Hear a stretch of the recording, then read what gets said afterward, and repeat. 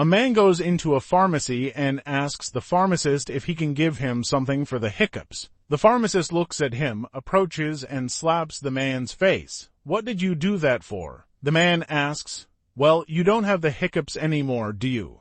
The man says. "No, of course not, but my wife out there in the car still does."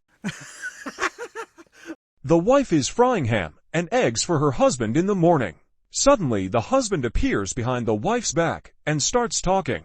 "Careful, careful. You're frying too many at a time. Put more fat in the pan. Flip them. Come on. Hurry up. New.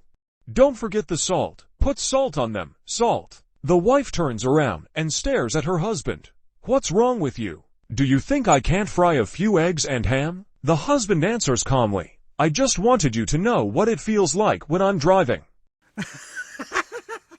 One Halloween night, the wife put on a devil suit and hid behind a bush to scare her husband on the way home. When her husband came by, she jumped out and stood before him with red horns, long tail, and pitchfork. "Who are you?" the husband asked. "I'm the devil," she responded. "Well, come on home with me," he said. "I married your sister." A guy calls his lawyer. "You said you have some urgent news for me."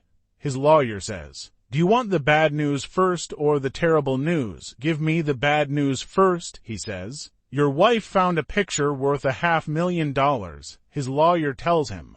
"That's the bad news?" asks the man incredulously. "I can't wait to hear the terrible news." "The terrible news is that it's a picture of you and your secretary."